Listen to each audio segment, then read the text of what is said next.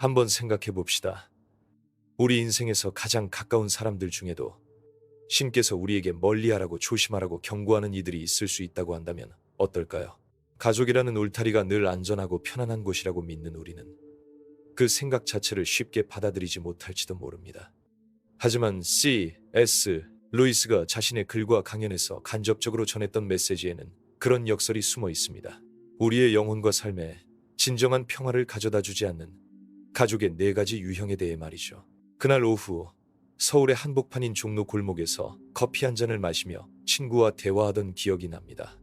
친구는 요즘 가족 문제로 고민이 많다고 했죠. 형제라는 이름 아래서도 때로는 상처를 받고 부모님조차도 내 삶을 옥죄는 구속처럼 느껴질 때가 있어 라고 말했을 때 나는 그 말이 얼마나 무거운지를 절감했어요. 가족이기에 당연히 사랑만 줄 거란 기대가 오히려 더 큰 아픔으로 돌아올 수 있다는 것, 그 사실을. 그래서 오늘은 조금 낯설지만 꼭 필요한 이야기를 해보려고 합니다. 신이 경고하는 4가지 가족 유형에 대해요.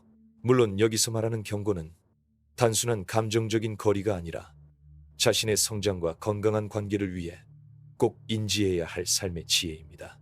첫 번째로 이야기할 유형은 바로 항상 비판만 하는 가족입니다. 이들은 어떤 행동을 하든 칭찬보다는 흠집 잡기에 열중합니다. 어린 시절부터 이런 환경에 노출되면 스스로를 의심하게 되고 자신감은 점점 사라집니다. 서울 강남에서 그래픽 디자이너로 일하는 29살 민수 씨의 이야기가 생각나네요. 민수 씨는 어릴 적부터 아버지가 "넌 도대체 왜 그렇게 못하냐?" 라는 말을 수도 없이 들으며 자랐습니다. 그의 대학 진학 결정부터 연애 상대까지 끊임없이 간섭받았죠. 어느 날 민수 씨는 자신도 모르게 거울 속 얼굴을 쏘아보며 나는 정말 내가 뭘 잘하는 건지 모르겠다고 중얼거렸습니다. 하지만 여기서 흥미로운 점은 바로 반전입니다. 민수 씨가 어느 날 우연히 읽은 책 한 권 덕분에 조금씩 변하기 시작했거든요. 그 책에서는 비판적인 목소리를 객관화해서 듣고 그것과 자신의 가치를 분리하는 법을 배웠습니다. 예를 들어 아버지가 "넌 또 실수를 했어" 라고 할 때 그 말을 그대로 내면화하지 않고 아버지의 기대와 나의 현실은 다르구나 라고 인식하는 거죠. 이것이 가능해진 순간 민수 씨는 스스로에게 작은 칭찬을 하기 시작했습니다. 매일 아침 자기 전에 "오늘 나는 최선을 다했다라는 문장을 노트에 적었어요. 처음엔 어색했지만 시간이 지날수록 마음속 불안감이 줄어들더랍니다. 혹시 여러분도 주변에 이런 비판적인 가족 구성원이 있나요? 그렇다면 이렇게 해보세요. 매일 잠깐 시간을 내어 자신만의 칭찬 일기를 적어보는 겁니다. 하루 동안 잘한 일을 작게라도 기록하면서 스스로에게 따뜻한 말을 건네보세요. 그리고 중요한 것은 그 일기를 절대 누군가와 비교하거나 평가하지 않는 겁니다. 그리고 혹시 댓글로 여러분의 경험이나 생각을 나눠준다면 정말 좋겠네요. 우리가 서로 다르면서도 공통된 어려움을 이해하는 데 큰 힘이 되니까요. 그런데 웃긴 건 인간이라는 존재가 얼마나 이상한지 몰라요. 특히 가족 사이에서는 비판적인 태도를 보면서도 자기 자신에게는 관대해지는 경우가 많거든요. 민수 씨도 한때는 자신에게 엄격하게 굴었지만 동시에 아버지의 잔소리에 상처받으면서 분노와 죄책감 사이에서 갈팡질팡했습니다. 여기서 중요한 점 하나 더 이야기할게요. C.S. 루이스가 암시하듯이 이런 비판적 태도를 가진 사람들과 완전히 단절한다기보다는 나와의 경계를 명확히 하면서 건강한 거리두기를 실천하는 게 핵심입니다. 예를 들어 어떤 대화나 만남 후 감정적으로 너무 지쳐 있다면 잠시 혼자만의 시간을 가져보세요. 음악을 듣거나 짧은 산책이라도 좋습니다. 나에게 힘을 주는 공간으로 돌아가는 거죠. 좀 더 구체적으로 말하자면 다음과 같은 작은 습관을 제안합니다. 대화를 마친 후 10분 정도 눈을 감고 깊게 숨 쉬면서 내 마음 상태를 점검해 보세요. 불필요한 걱정이나 비난 감정은 천천히 놓아주고 본래의 평온함으로 돌아가는 연습입니다. 민수 씨가 보여준 변화처럼 결국 중요한 것은 내가 스스로에게 친절해지는 일 아닐까요? 누군가 내 가치를 인정해 주길 바라기 전에 내가 먼저 나를 인정할 때 진짜 자유가 찾아오는 것 같아요. 참, 그리고 이 이야기를 하면서 떠오르는 게 있는데요. 요즘 명동거리를 걷다 보면 쇼핑객들 사이에서 다양한 표정을 본답니다. 그 중에는 가족과 함께 있지만 서로 말없이 스마트폰만 바라보는 모습들도 많아요. 어쩌면 그런 상황 역시 우리 모두가 조금씩 경계해야 할 관계의 한 형태일지도 모르겠습니다. 저 역시 완벽하지 않아서 때때로 누군가에게 지나치게 기대하거나 상처받곤 합니다.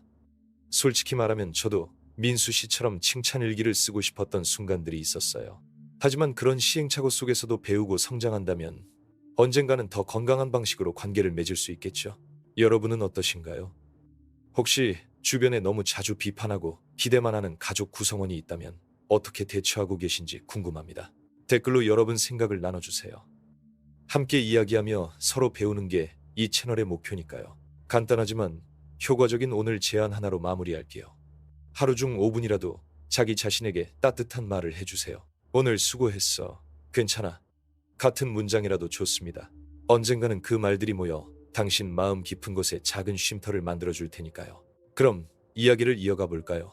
우리가 가족 안에서 주의해야 할 두 번째 유형은 통제하려는 가족입니다. 이건 조금 다르게 다가오는데요. 비판과는 또 다른 차원의 문제죠. 이들은 사랑이라는 이름으로 상대방의 선택과 자유를 지나치게 억압합니다. 네가 이렇게 해야만 해라는 식으로 말이죠. 저에게는 중학생 딸을 둔 친구 수진 씨가 있습니다. 그녀는 최근에 집안 분위기가 무거워졌다고 털어놓았어요. 남편이 자꾸 아이의 공부 계획부터 친구 관계까지 하나하나 간섭하면서 딸은 점점 자신만의 세계를 잃어가는 것 같다고 했습니다. 처음에는 좋은 의도인 줄 알았는데 나중엔 딸이 숨 막힌다며 저한테도 말했어요. 흥미로운 점은 수진 씨가 어느 날 우연히 강연을 듣고서 경계 설정이라는 개념을 알게 됐다는 겁니다. 경계란 가족이라도 서로의 영역을 인정하는 선이라고 볼 수 있어요. 부모라 해서 아이의 모든 순간을 통제할 수 없으며 아이 역시 자신의 감정과 생각을 존중받아야 한다는 뜻입니다. 수진 씨는 남편과 진지하게 대화를 시도했습니다. 우리 딸이 자기만의 시간을 갖도록 조금 여유를 주자고요. 물론 쉽지 않았죠. 남편도 걱정을 많이 했으니까요. 그런데 흥미롭게도 시간이 지나면서 오히려 딸과의 관계가 더 좋아지고 집안 전체 분위기도 한결 편안해졌답니다. 여기서 우리가 주목할 건 바로 경계 설정 대화입니다. 이걸 혼자서 하긴 힘들 수도 있지만 간단한 연습부터 시작할 수 있어요. 먼저 자신의 공간이나 생각에 대해 나만의 영역을 인식하는 겁니다. 예를 들어 가족 모임에서 갑작스런 질문이나 간섭이 불편했다면 마음속으로 지금은 내 공간이 필요해라고 반복해보세요. 그리고 실제로 말로 표현해보는 것도 중요합니다. 지금 그 부분은 내가 스스로 결정하고 싶어라든가 조금 혼자 생각할 시간이 필요해 같은 문장들이죠. 저도 가끔은 부모님께 너무 많은 관심과 걱정이 부담스러울 때가 있어요. 물론 사랑에서 오는 행동이라는 걸 알지만 그럴 땐 이렇게 말합니다. 엄마, 나 지금 좀 혼자 있을래. 의외로 단순한 말 한마디가 관계의 긴장을 풀어주더라고요. 또 재밌는 건 이런 경계 설정이 익숙하지 않은 사람일수록 처음에는 불편해한다는 점입니다. 그래서 누군가는 왜 갑자기 냉정하게 구느냐 곧 느낄지도 몰라요. 하지만 결국 건강한 관계란 서로의 자유와 독립성을 존중하는 데서 시작된다는 걸 잊지 마세요. 그리고 이걸 연습하는 또 다른 방법은 하루에 한 번 자신에게 경계를 지켜주는 문장을 속삭이는 거예요. 나는 내 삶을 책임질 권리가 있다라든지 내 감정을 무시하지 않을 거야 같은 긍정적인 선언문입니다. 그럼 세 번째 유형으로 넘어갈까요? 이번에는 감정적 짐을 떠넘기는 가족입니다. 이건 정말 미묘하지만 심각한 문제를 낳는데요. 자신의 불안이나 문제를 당신에게 전가하면서 당신을 감정적으로 피곤하게 만드는 경우입니다. 예전에 제가 만난 40대 직장인 지연 씨 이야기가 떠오릅니다. 그녀는 명절마다 친척들 사이에서 중간 역할을 맡는데 정작 본인은 늘 피곤함과 스트레스에 시달렸죠. 특히 어머니가 자신의 불만이나 걱정을 지연 씨에게 자주 털어놓으면서 감당하기 어려운 부담을 느꼈다고 합니다. 처음엔 지연 씨도 어머니를 위로하려 했었지만 점점 지쳐갔어요. 어느 날 밤 그녀는 혼자 조용한 카페에 앉아 창밖 빗소리를 들으며 깨달았습니다. 내가 모든 짐을 다 질 필요는 없구나. 그 순간부터 그녀는 조금씩 변화를 시도했습니다. 여기서 핵심은 바로 감정적 책임 분리하기입니다. 즉 상대방이 자신의 문제나 불안을 표현하더라도 내가 대신 짊어질 필요 없다는 것을 아는 것이죠. 좀 더 구체적으로 말하면 다음과 같습니다. 누군가 불평하거나 힘들다 할 때 공감은 하되 그것 때문에 내 일상이 무너지거나 감정적으로 지배당하지 않도록 선을 긋는 겁니다. 실제로 지연 씨는 어머니와 대화를 나누며 이렇게 말했습니다. 엄마, 내가 엄마 마음 이해하지만 나도 지칠 때가 있어. 그 후로 어머니와 약속한 건 서로 힘든 일이 있을 때마다 꼭 필요한 도움만 요청하기로 한 거예요. 혹시 여러분 중에도 가족 구성원이 자신의 문제를 계속 떠넘겨 힘들었던 경험 있으신가요? 그렇다면 아주 작은 연습부터 시작해 보세요. 매일 저녁 잠시 시간을 내어 오늘 있었던 감정적 부담들을 떠올리면서 내 감정과 타인의 감정을 분리하는 문장을 써보는 거예요. 예를 들어, 오늘 나는 내 감정을 책임지고 타인의 짐은 내려놓았다라는 식으로 적으면 됩니다. 저도 가끔씩 감정적 짐에 휩싸일 때 이렇게 글로 정리하다 보면 머릿속이 한결 맑아지는 걸 느껴요. 그리고 그동안 쌓였던 스트레스와 긴장이 조금씩 풀리는 느낌이 듭니다. 사실 이 모든 이야기들이 우리 삶 속에서 어떻게 적용될까 궁금할 텐데요. 최근 서울 시내 카페에서 열린 소규모 모임에서 참가자들끼리 이런 주제로 대화를 나눈 적이 있어요. 많은 분들이 가족 때문에 겪었던 어려움과 그것을 극복하기 위한 자신만의 방법들을 솔직히 공유했답니다. 그 가운데 한 분은 사랑한다고 해서 모든 짐까지 같이 질 필요 없다라는 말을 해주셨는데 정말 깊게 와 닿더군요. 그러니 혹시 오늘 이야기 중 마음에 와 닿는 부분이 있다면 일상 속 작은 순간부터 실천해 보시길 바랍니다. 완벽하지 않아도 괜찮아요. 천천히 자신만의 속도로 조절하는 게 중요하니까요. 그리고 만약 여러분 생각이나 경험을 댓글로 나눠주신다면 서로에게 큰 도움이 될 거예요. 함께 이야기하며 성장한다면 더 좋은 방향으로 나아갈 수 있겠죠. 끝으로 덧붙이고 싶은 건 이런 가족 구성원들과 관계 맺기란 마치 바람 부는 날 낡은 창문 틈새를 막아내려 하는 것 같기도 하다는 겁니다. 완벽하게 막기 어렵지만 틈새를 최소화하며 바람이 너무 세게 들어오지 않도록 노력하는 거죠. 그 노력 속에서 우리 스스로 마음속 평안을 찾고 건강한 관계를 이어갈 힘을 기르게 되니까요. 오늘 이야기를 마무리하며 세 번째와 마지막 유형에 대해 말씀드릴게요. 바로 과도한 기대를 부과하는 가족입니다. 이 유형은 말로는 사랑한다고 하지만 실제로는 상대방에게 무거운 책임감이나 역할을 강요하는 경우가 많아요. 그 결과 자신만의 삶을 사는 대신 타인의 요구에 휘둘리는 느낌이 들게 됩니다. 몇 년 전 부산에서 일하는 35세의 영희 씨 이야기가 기억에 남아요. 그녀는 장녀로서 부모님의 기대에 부응하려 노력해왔지만 그것이 점점 자신을 갉아먹고 있음을 느꼈죠. 부모님께서는 결혼 계획부터 직장 선택까지 일일이 간섭했고 영희 씨는 어느 순간부터 자신이 진짜 원하는 게 뭔지조차 혼란스러웠다고 합니다. 어느 날 친구와 술자리에서 털어놓은 말이 아직도 생생해요. 내 인생인데 왜 내가 아닌 다른 사람 기준으로 살아야 하는지 모르겠어. 그 고백 뒤에는 깊은 피로와 슬픔이 묻어났죠. 하지만 이야기는 여기서 끝나지 않았습니다. 영희 씨가 스스로 나는 누구인가? 를 진지하게 고민하면서 조금씩 변화를 모색하기 시작했거든요. 그중 하나가 바로 작은 선택부터 연습해보기였어요. 즉, 하루 중 한 가지라도 자신만의 결정을 내리고 그것을 존중받는 경험을 만드는 겁니다. 예를 들어 점심 메뉴를 스스로 정하거나 퇴근 후 휴식 시간을 자기 방식대로 보내는 것처럼요. 이 간단한 연습을 통해 영희 씨는 가족들에게도 자신의 한계를 조금씩 알리기 시작했습니다. 엄마, 이번 주말엔 내가 혼자 시간을 보내고 싶어 같은 말들이었죠. 물론 처음엔 불편한 반응도 있었지만 시간이 지나면서 서로 조금씩 이해하는 분위기가 만들어졌답니다. 여기서 중요한 연습법 하나 더 소개할게요.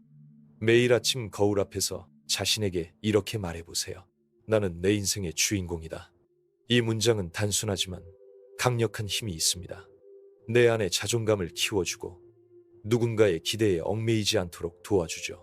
영희 씨처럼 우리 각자는 자기 삶의 방향타를 잡아야 한다는 사실을 잊지 맙시다. 그리고 그 과정에서 가족이라는 울타리가 때로는 무겁게 느껴질 수 있지만 결국 나 자신과 화해하는 길임을 기억해야 하죠. 그러면 이제 오늘 이야기를 천천히 정리해 볼까요? 우리가 함께 살펴본 네 가지 유형, 비판적인 가족, 통제하려는 가족, 감정적 짐을 떠넘기는 가족, 그리고 과도한 기대를 부과하는 가족 모두 우리의 성장을 가로막거나 상처를 줄 수 있는 존재들입니다. 그러나 중요한 건 이들을 적으로 보지 않고 우리가 어떻게 그 관계 속에서 나를 지키고 성장할지 지혜롭게 선택하는 것입니다. 그 어떤 관계도 완벽하지 않고 우리 삶 역시 예측대로 흘러가지 않습니다. 그런데 이상하게도 인간은 완벽함을 갈망하며 스스로 괴롭히기도 하죠. C.S. 루이스가 남긴 글귀 중에 이런 게 있습니다. 사람은 늘 자신의 부족함 때문에 고통받지만 그 부족함 속에서도 사랑은 자란다. 우리가 겪는 가족 문제들도 결국 사랑이라는 토양 위에서 자라는 꽃과 같습니다. 때론 가시가 돋아나 상처 주기도 하지만 그 안에서 진짜 나를 발견하고 용서하며 성장할 기회를 준다는 뜻이지요.